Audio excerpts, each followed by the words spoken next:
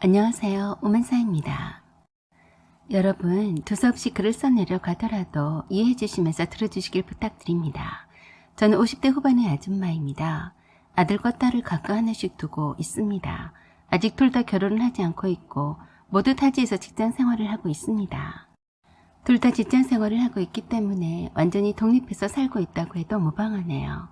제 남편과는 이혼을 했고 현재 60대 중반이고 하는 일이 없이 그냥 놀고 먹고 잘 살고 있습니다. 퇴직을 한 지가 꽤 오래되었는데 자유롭게 편하게 살고 싶다면서 어느 날 집을 나갔습니다. 제 잔소리를 더 이상 듣고 싶지 않다면서 이런 핑계 저런 핑계를 다 대가면서 말입니다. 이유는 따로 있었어요. 단 하나, 저에게 조금이라도 돈을 주기 싫어서였어요. 이해가 되지 않으실 겁니다. 그런데 이건 사실입니다. 무슨 쫌탱이 그런 남편이 다 있냐고 하실 것 뻔합니다. 쫌탱이 중에 쫌탱이 모지리가 제 남편입니다.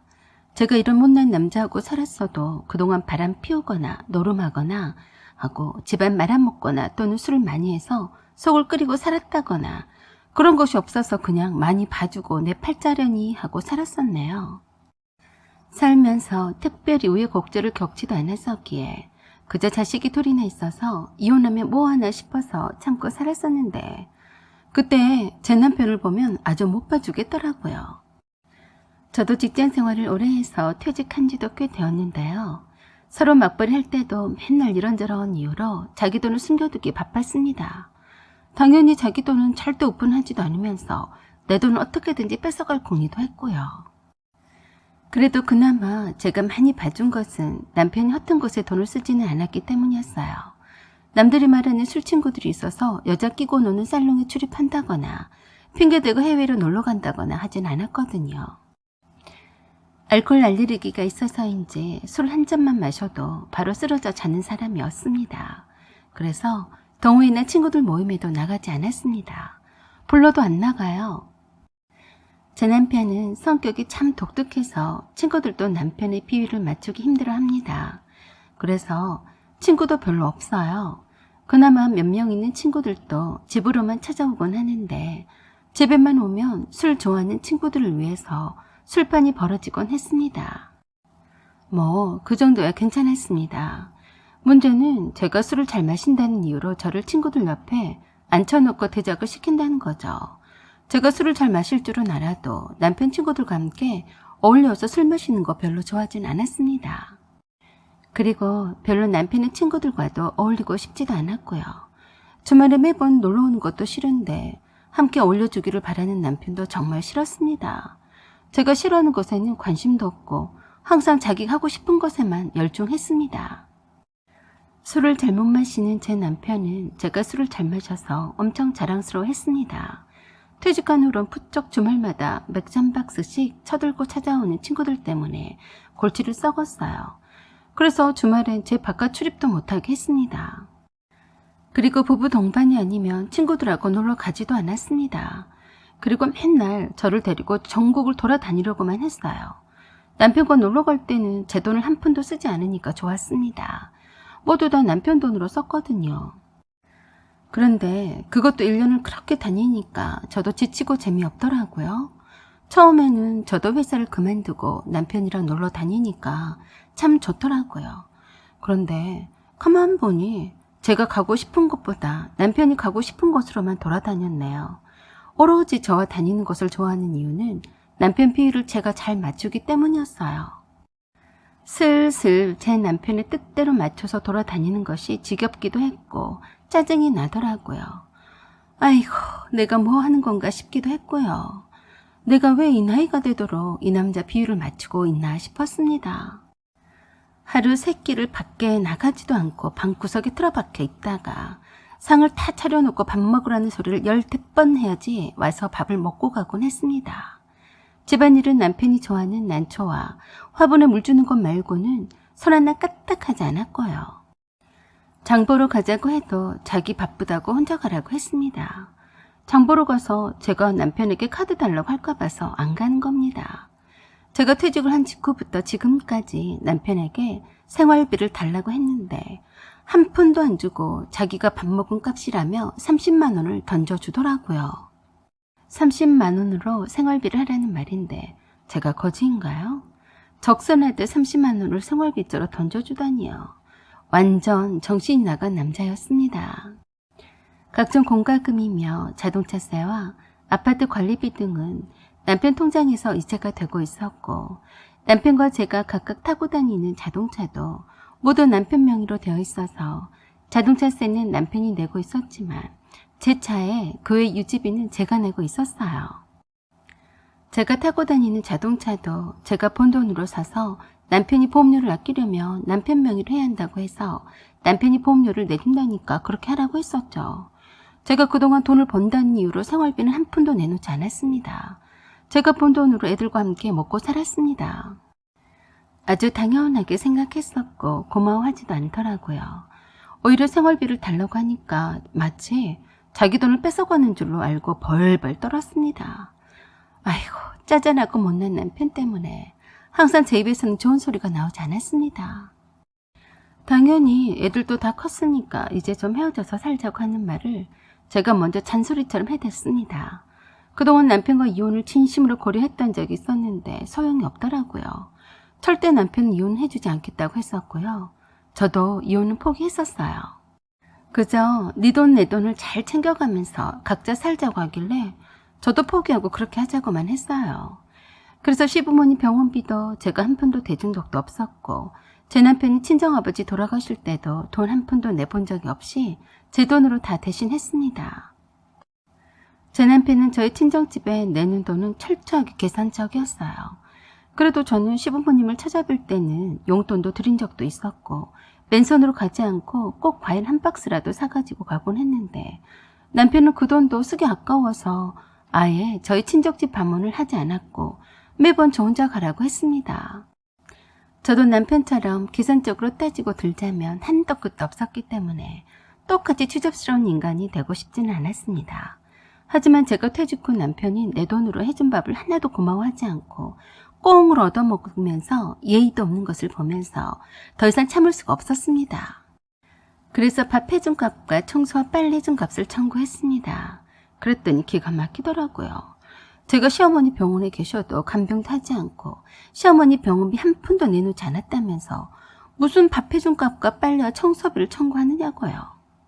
말도 안 되는 어거지를 부렸습니다.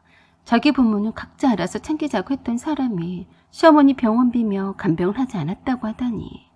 그러는 남편은 저희 친정 부모님이 암투병으로 수술할 때 모두들 병원비를 다 낼 때 냈었냐고 물으면 왜 자기가 사위인데 돈을 내냐고 펄쩍 거렸습니다. 사위는 장인 장모님한테 하면 안 되고 며느리는 시부모님한테 할 도리는 다 해야 한다는 억지소리를 하니까 대화 자체가 안 되었습니다. 그런 논리는 손아래 시누이도 마찬가지였고요. 다 자기 편할 대로 말하더라고요. 그런 사람이었으니 제가 청구서를 내밀어도 줄 사람이 절대 아니었죠. 그래서 저도 밥도 차려주지도 않고 제 할 일을 찾아서 밖으로 돌아다녔습니다. 생활비도 주지 않는데 장을 보러 가지도 않았어요. 저도 퇴직금만 딸랑 있고 들어오는 수입이 끊겼는데 할 수 없었죠.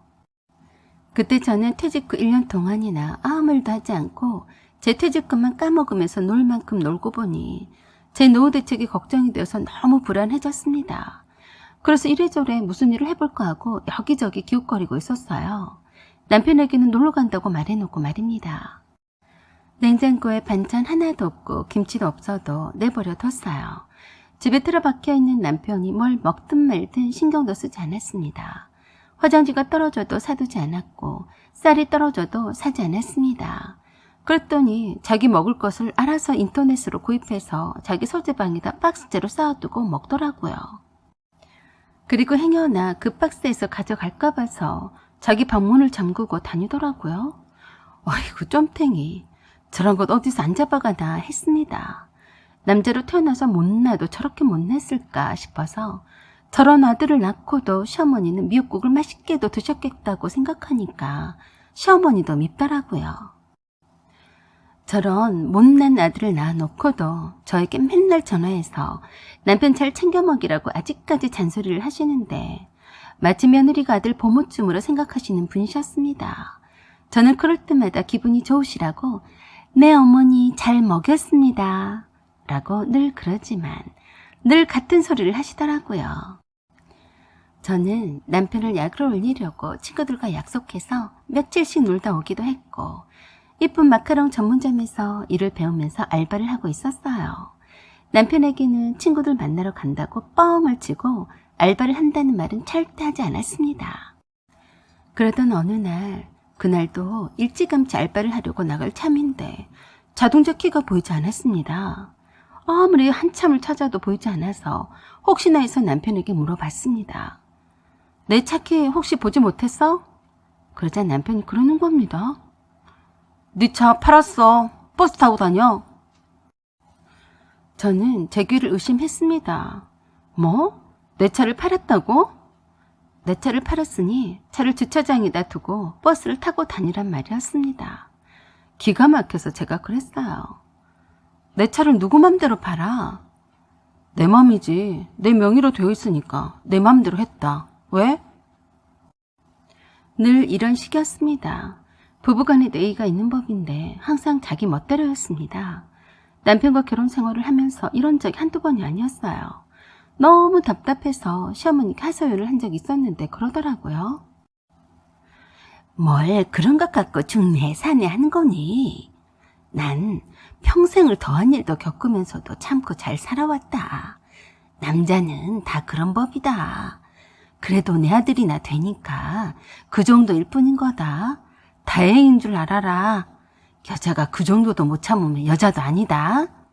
시어머니도 늘 이런 식이었어요. 그러니까 남편이 남편의 아버지를 닮아서 그렇다는 말씀인데 요상하게도 그런 아들을 부끄러워하는 것이 아니라 당연하다고 말했고 저에게는 그 정도 가지고 엄살을 꽤나 피운다는 식이었습니다. 그런 시어머니께 그렇게 말해드리고 싶더라고요. 그러니까 어머니가 그렇게 아버님한테 무시받고 사신 거예요. 평생을 아버님한테 그런 수모를 당하고 사셨으면서도 끽소리도 못하고 만만한 며느리한테만 갑질을 하려고 했으니 그렇게 말려 눈이 좋지 않으신 거죠. 며느리한테도 대우도 못 받고 말이죠. 저의 시어머니는 아버님한테도 평생을 두고 사랑 한 번도 받아보지도 못하고 뼈 빠지게 아버님을 하늘처럼 떠받들고 모시고 아버님의 몸종처럼 사셨고 자식한테도 헌신적으로 고생고생을 다해가며 키웠지만 제 남편이었던 아들이나 시누이들이 둘이나 있어도 누구 하나 효도하는 자식이 없습니다. 아버님을 닮아서 다들 자기밖에 모릅니다.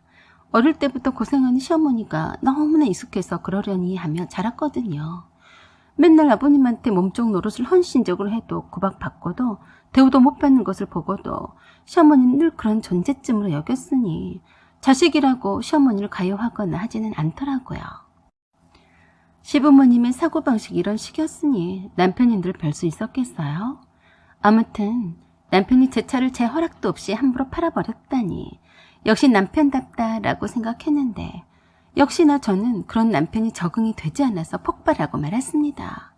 미리 언질이라도 하던가 아님 최소한이라도 차키가 없다고 찾고 다닐 때라도 말을 해줘야 하지 않았을까요? 당장에 시간 맞춰서 나가야 하는데 말입니다. 참 어처구니 없는 인간이더라고요. 옆에 내가 놀러 갔는데 무슨 차가 필요하냐고 했습니다. 아주 인간 같지도 않는 것이 많이 봐주고 했더니 자기가 인간인 줄로 착각하고 있었어요. 제가 벌어서 제가 산 자동차인데 팔아버린 돈도 주지 못한다고 했습니다. 그동안 자동차세도 자기 통장에서 나갔고 했으니 자기가 가지겠다고 하더라고요. 그러면서 하는 말이 정말 기가 막혔습니다. 자기가 마음에 들지 않으면 자기 집에서 나가라고 했습니다. 아파트도 자기 곳이니까 저에게 몸만 나가라고 했습니다. 남편 총노릇을 못할 바에야 나가라는 것이었어요. 딱 보아하니 제 성질 좀 제대로 긁어보겠다는 심산으로 보였어요. 맨날 외출하는 마누라가 꼴보기 싫고 약이 단단히 올랐던 겁니다. 저런 인간 같지도 않은 인간을 누가 안 잡아가나 했습니다. 제가 생전 처음으로 남편에게 저주를 퍼부었습니다. 네 아버지도 그랬다는데 너도 똑같네. 너도 네 아버지처럼 그렇게 고통스럽게 가기를 빌고 또 빌게. 그 말이 흠칫 놀라는 눈치였습니다. 저는 진심이었고 무척이나 남편이 경멸스러웠기 때문에 진심으로 그러기를 바랬습니다. 갑자기 제 눈빛이 섬뜩했는지 제 눈을 피했습니다. 갑자기 말이 없더라고요. 제가 거기에다가 한마디 더 했습니다. 네가 그렇게 싫어했던 네 아버지를 네가 쏙 빼닮은 건 알고 있지? 피는 못 속이지. 네가 이런 집안의 자식인 줄 알았다면 절대 네 자식을 낳지 않았을 거야. 준수가 결혼하는 걸 쌍수 들고 반대할 거야. 이상하게도 남편은 그 말에 충격을 받은 모양인지 아무 말도 않고 있더라고요. 제가 이제껏 단 한 번도 아버님에 대한 말이나 자식을 낳은 걸 후회한다는 말은 해본 적이 없었거든요. 그리고 남편은 그렇게도 싫어했던 아버님이 하늘나라로 가실 때 충격을 받았었어요. 시어머니 입속에 들어가는 것은 아까워서 먹지도 못하게 했던 분이 자기 몸에는 어찌나 좋다는 인삼이며 산삼뿌리며 한약이며 온갖 것들을 구해서 먹어치우더니 힘들게 연명하시다가 가셨거든요. 그때 남편이 저에게 한 말이 있었습니다. 죄를 많이 짓고 살더니 가는 길이 지옥길이라서 저렇게 고통을 받으면서도 가기 싫어서 살려달라고 하는 거야. 불쌍하지도 않네. 저는 남편에게도 또 한마디 덕사를 퍼부었습니다. 너는 네 아버지처럼 똑같이 가게 될 거야. 지옥불에 떨어지기 싫어서 모든 고통을 겪게 될 거니까 두고 봐. 그리고 남편과 대화를 끊었습니다. 그 후로 며칠 동안 대화를 하지 않았고 눈도 마주치지도 않았습니다. 저는 마카롱 알바를 한 이후에는 경매학원에 등록해서 경매 공부도 하고 있었고 집에 돌아와서는 부동산 관련 책들과 여러 창업에 관한 책들을 읽느라 바빴습니다. 남편을 포기해버리니까 제 마음이 편했습니다. 마침 남동생이 자기가 몰던 차를 타라고 주었어요. 누나가 불쌍했나 보더라고요. 변변치 못한 매형을 만나서 살더니 직장 다니면서 조카들을 키우느라 생고생을 하면서도 퇴직을 해서도 매형한테 단물 다 뺏기고 차도 뺏기고 안쓰러웠나 보더라고요. 얼마 되지도 않는 퇴직금으로 무언가를 하기에는 겁도 많이 나고 덜컥 그 돈으로 차를 살 수도 없는 입장이었기에 버스를 타고 다닌다고 했더니 동생이 타던 차를 타라고 그냥 주었는데 저는 그냥 공짜로 받을 수가 없어서 올케한테 시세보다 저렴한 값을 줘서 주었습니다. 그렇게 한 달이 지났는데 남편이 처음으로 저에게 말을 걸어왔습니다. 나 오늘부터 따로 나가서 살 테니까 그리 알아? 혹시 모르니까 주소는 적어놓고 갈게. 이 아파트 담보대출 받아서 작은 아파트를 임대해서 나가는 거니까 당분간 넌 여기서 살아도 돼. 앞으로는 네가 알아서 살아.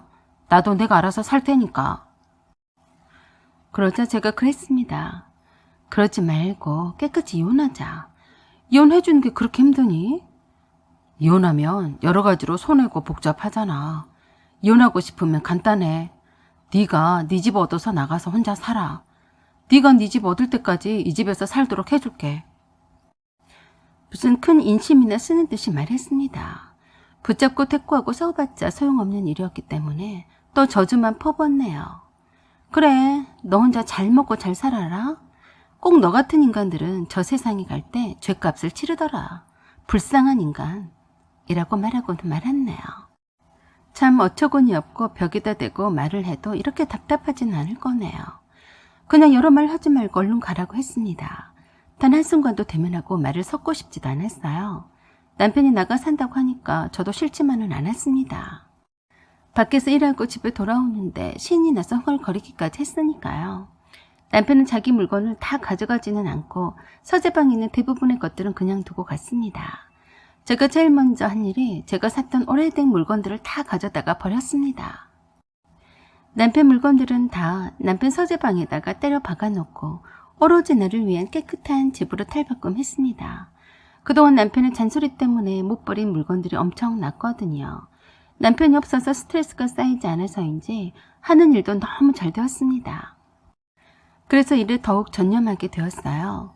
마카롱을 어느 정도 배우고 나니까 뭔지 부족하다는 느낌이 들어서 유명하다는 고로케 전문점에 찾아가서 알바를 시켜달라고 사정을 해서 일을 배우게 되었습니다. 고로케 만드는 법을 배우고 싶다고 했거든요. 저는 그저 큰 욕심이 없었고 자식들한테 손 벌리지 않고 제 노후를 대비할 무언가가 필요했을 뿐이었습니다. 큰돈까지는 필요 없고 포장마차라도 내 몸 하나 건사할 정도면 될 그런 수입원이 필요했으니까요. 저는 싸디스한 변두리 지역에 코딱지만한 가게를 얻어서 고로케와 핫도그 장사를 시작했습니다.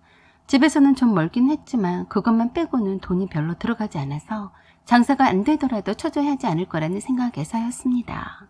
단지 좁은 가게이더라도 내 아들과 딸이 엄마가 불쌍해 보이지 않기 위해서 간판과 입구 쪽을 아주 세련되게 고급 카페 분위기로 디자인했어요. 그리고 사진을 찍어서 블로그로 올렸습니다. 처음에 손님이 없어도 괜찮았습니다. 그럴 거라고 예상을 했기 때문이죠.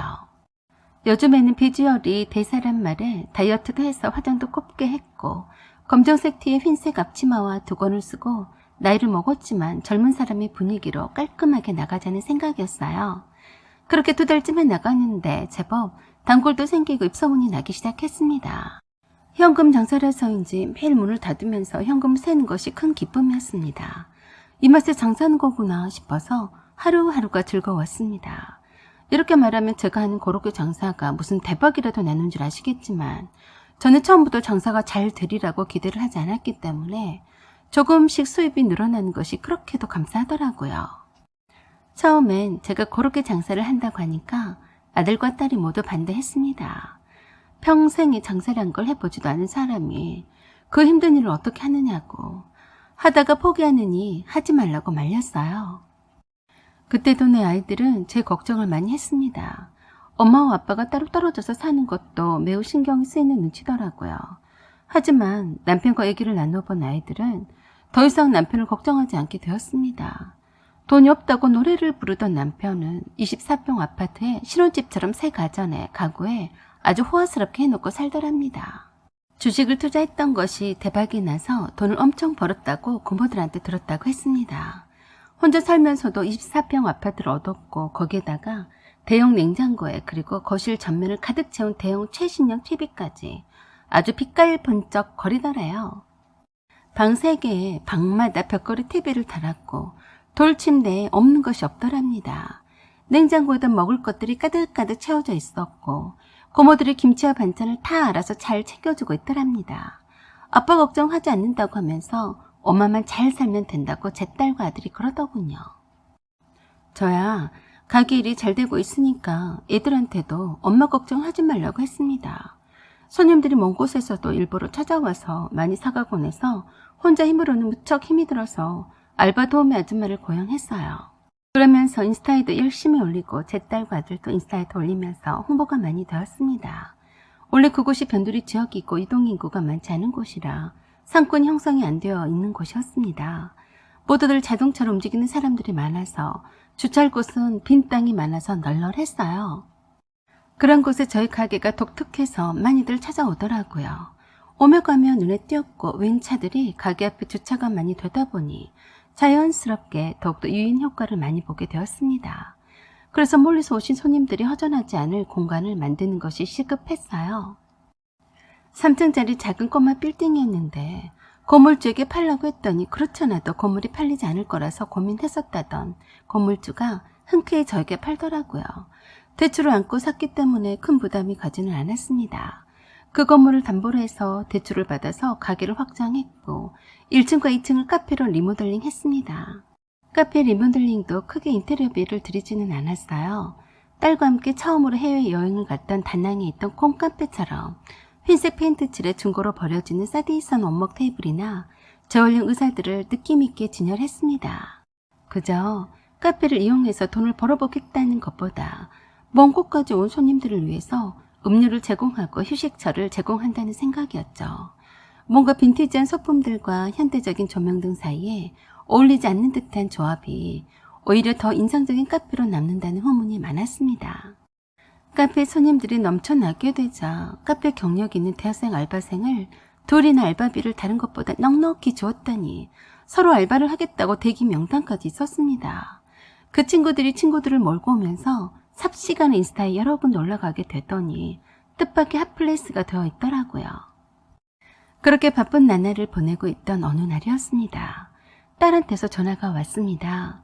엄마, 고모한테서 전화가 왔는데 아빠가 전화도 받지도 않고 집에 가봐도 문이 안으로 걸어 잠겨 있는데 아무리 배를 눌러도 인기척이 없대. 저는 가게 일이 바빠 죽겠는데 뜬금없이 무슨 소리냐고 했습니다. 바람 쐬러 나갔거나 놀러 갔을 테니 걱정하지 말라고 했었죠. 그런데 이상하다고 하네요. 남편은 핸드폰을 2개를 사용 중이었는데 벌써 3일째나 연락 두절이라고 했습니다. 딸이 아빠가 걱정이 된다면서 연차를 쓰고 내려가는 중이라고 했습니다. 저는 뭐하러 쓸데없이 내려오느냐고 했었는데 오죽 걱정이 되었으면 내려오겠냐 싶었어요. 아빠 걱정이 되어도 바쁜 엄마한테 아빠한테 가보라고 말은 못한 모양이었어요. 혼자 잘 살겠다고 집을 구해서 나간 남편이 미웠지만 딸이 걱정을 하고 있으니 모른 척을 못하겠더라고요. 제가 그동안 남편의 그 못된 행태를 참고 살아온 것도 우리 애들이 남편을 끔찍히 위하는 것 때문이었습니다. 남편이 애들한테는 자상한 편이었거든요. 대체나 남편이 핸드폰이 걸리지 않았습니다. 며칠 동안이나 연락을 받지 않았기 때문에 딸이 거의 울먹이면서 그러더라고요. 아빠 어떡해. 엄마 아빠 쓰러진 게 분명해. 저는 그때 처음으로 남편이 산다는 아파트에 찾아가 봤습니다. 역시나 벨을 누르고 문을 두드려도 인기척이 없었어요. 그래서 열쇠 전문점에 문의해서 사람을 불러서 문을 따고 들어갔습니다. 아주 잘 해놓고 살더라고요. 거실 벽면에 생전 처음 보는 크기의 커다란 대형 TV에 서라운드 음향기기까지, 폭시에는 고급 소파에 쫌탱이 영감탱이, 나한테는 돈이 아까워서 벌벌 떨더니 자기 몸에는 돈을 물쓰듯 하고 살더라고요. 그런데 거실에도 없고 주방에도 없었어요. 그런데 주방에 대형 최신 냉장고에 떡하니 붙어있는 송가인 브로마이드가 눈에 확 들어왔습니다. 그리고 송가인 책들과 방에 가득히 쌓여있는 송가인이 선전한 듯한 탈모 샴푸 박스들이 있더라고요. 에휴, 이 인간이 어디 있는 거야? 다 찾아봐도 없었는데 화장실 문이 닫혀져 있더라고요. 문이 잘 열리지 않았는데 개미만한 목소리가 들렸습니다. 나 살려줘 라고 하면서 문을 두드렸습니다. 밖에서도 안 열리고 안에서도 안 열리고 완전히 고장이 났더라고요. 제가 문을 두드리면서 소리쳤습니다. 살아있으면 대답해봐. 살아있어. 다 죽어가는 듯한 목소리였습니다. 열쇠 따준 아저씨한테 화장실 문도 따달라고 했어요. 그리고 그러는 사이에 걱정하면서 오고 있는 딸에게 연락을 했습니다. 네 아빠 살아있으니까 걱정 말아라. 아이고, 왼수가 따로 없네. 딸내미만 아니었어도 그냥 죽든 말든 내버려 두는 건데. 제 딸은 그것 보러 하면서 아빠가 며칠 동안이나 같이 있었으니 큰일 났다고 울고불고 난리를 치더라고요. 저는 짜증이 나서 그랬습니다. 야, 네 아빠 안 죽었어. 누가 보면 초상 치른 줄 알겠네. 그만 울어. 아무튼 남편보다 딸이 울고불고 하니까 더 신경이 날카로워지더라고요. 화장실 문을 열었더니 남편이 샤워하다가 문이 고장이 나서 꼼짝없이 갇힌 채로 생고생을 다 했는지 몰골이 말이 아니었습니다. 기운이 없어서 기어서 나오더라고요. 살아있어서 기어서 나오기라도 하니까 다행이었습니다. 제가 아주 구세주인 것 마냥 고맙다고 하면서 흐흐 울고 자빠졌더라고요. 별로 불쌍하지도 않았습니다. 가게 일 때문에 바빠 죽겠는데 꼭 이렇게 일을 만들어내야 하는지 얄밉기만 했어요. 다 죽어가는 듯한 표정으로 안방에 들어가서 맨몸에 이불만 뒤집어 쓰고 누워서 이것저것 시켜먹고 있는데 꼴도 보기 싫었습니다. 중만 쏘아놓고 시켜서 먹으라고만 하고서 나왔습니다. 제가 간 뒤로 딸이 도착해서 남편을 데리고 병원에 가서 진찰을 받았다고 했는데 체중이 빠진 것 말고는 이상이 없더라네요. 남편은 딸한테 엄청 잔소리를 들었다고 했습니다. 왜 엄마를 떠나서 이렇게 사서 고생을 하느냐고요. 아빠는 엄마가 없으면 아무것도 아니면서 왜 엄마한테 그렇게 잘하지 못하냐고요.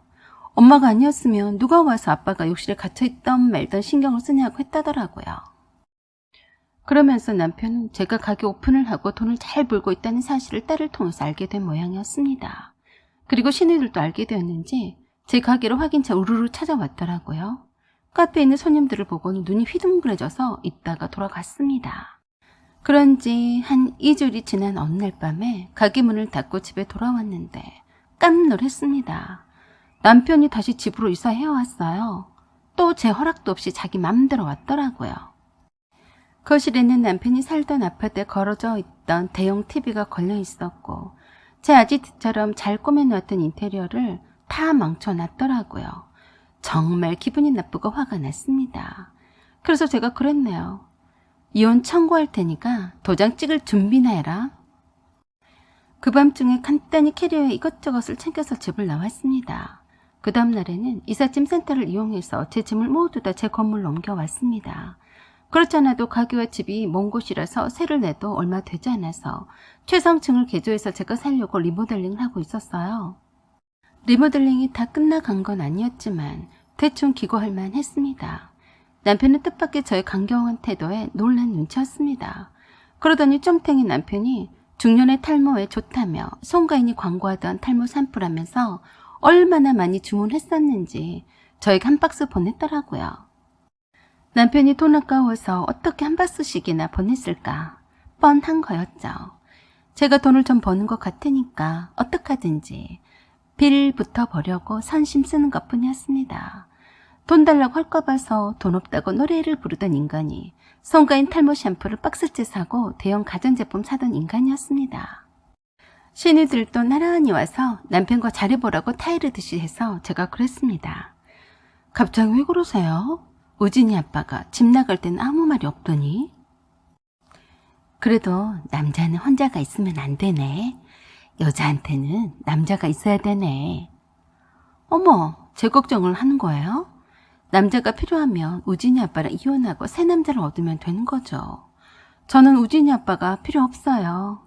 마누라 돈 주기 싫어서 집 나간 남편인데 다시 들어왔다고 잘 살라고요? 자, 여기 이혼 서류 있으니까 가지고 가서 도장 찍어서 가져다 주세요. 그게 서류를 위해서 도와주는 거니까 그리 알고 이혼 서류 가져다가 우진이 아빠한테 주세요. 그리고 말해주었습니다. 벌써 변호사 상담까지 다 받아봤는데 이혼 사유가 충분하다고 했습니다. 합의도 없이 남편 혼자서 나가서 살았으니 소송해봤자 결과는 뻔하니까 좋게 이혼 조건에 사인하라고 일러주었더니 새파랗게 질린 얼굴로 그렇게는 못한다면서 도망치듯이 가버리더라고요. 남편은 제가 설마 하니 이혼을 끝까지 요구하겠냐던 식이었는데 소장이 날아가고 하니까 저한테 달려와서 잘못했다고 빌면서 이혼만을 하지 말자고 했습니다. 왜냐하면 이혼 위자료를 주기가 아까워서 그런 거였죠. 그렇지만 저는 냉정했습니다. 저는 남편과 끝까지 이혼을 했고 결국 남편은 저에게 이혼 위자료를 주기 위해서 아파트를 팔아야 했고 내 회생을 바탕으로 해서 긁어 모았던 주식들도 팔아야 했어요. 그 일 때문에 시누이들이 가게 쫓아와서 진상을 떨고 가곤 했는데 시누이들에게 위자료 청구 소송을 해버렸습니다. 많은 금액은 아니었지만 시누이들에게도 이혼의 책임을 물어서 위자료를 받아냈습니다. 그랬더니 다시는 내 가게에 와서 더 이상 진상짓을 하지는 않더라고요. 남편과는 깨끗이 정리를 하고 보니 속 시원했습니다. 연로하셔서 거동도 불편하신 시어머니는 아들이 며느리한테 이혼당하고 며느리한테 위자료를 주느라 아파트도 팔았다고 하니까 화병이 나셨는지 시름시름 아프셔서 병원에 입원하셨습니다. 화병은 저 들으라고 한 소리일 뿐 사실은 노안으로 몸이 약해져서 그런 것이었어요. 자기밖에 모르는 남편과 시누이들은 부모님인데도 시어머니를 챙기는 것을 서로 미루는 모양이었습니다. 제가 남편과 이혼하지 않았다면 시어머니를 온전히 저에게 맡길 수 있었는데 참 그 점을 아쉬워했을 것 같았네요. 어느 날 가게에서 열심히 일하고 있는데 시어머니에게서 전화가 왔습니다. 아가, 내가 몸이 좋지 않아서 지금 병원에 있다. 아마도 오래 못 살 것 같은데 내 마지막 부탁이다. 내 아들과 다시 합쳐라. 부탁이다. 내가 너한테 내 아들을 맡기지 않고 어떻게 저 세상으로 갈 수 있겠니? 시어머니는 끝까지 자기 아들을 위해서 남편과 재결합해달라며 통사정을 했습니다. 남편과 재결합을 유도해서 돈 잘 버는 며느리가 아들의 노후도 보장해주고 시어머니도 잘 보살피라는 말인 거였죠. 그래서 제가 말씀을 드렸습니다. 어머니에게는 잘난 아들과 딸들이 있잖아요. 효도 많이 받으시고 며느리 효도는 다른 여자한테서 받으세요. 어머님과 어머님의 아들을 하늘처럼 떠받들어줄 그런 여자를 찾아서 재혼시키세요. 저는 이제 더 이상 며느리가 아니니까 연락하지 마시고요. 그대로 모든 연락을 끊었고 와도 받지 않았습니다. 인간 같지도 않던 인간들의 면상들을 보지 않고 사니까 새로운 세상이 열리더라고요. 이제 전 남편이 되어버린 우진이 아빠는 그 후로도 저에게 빌붙으려고 별짓을 다 하며 성가시게 주위에 서성거리곤 했었는데 남동생이 제 옆에서 든든하게 지켜주니까 많은 힘이 되었습니다. 저는 남편과 이혼 후에도 왕성하게 아주 큰 돈은 아니지만 안정적으로 수입을 유지하면서 마진은 많이 남진 않지만 마카롱도 카페에서 판매하고 있습니다. 사업이 잘 되어가니까 행복하고 이혼을 하니까 더욱더 행복한 것 같습니다. 사연은 여기까지입니다. 구독과 좋아요 그리고 알림 설정 부탁드립니다. 의견도 남겨주시고 사연 제보도 기다립니다. 감사합니다.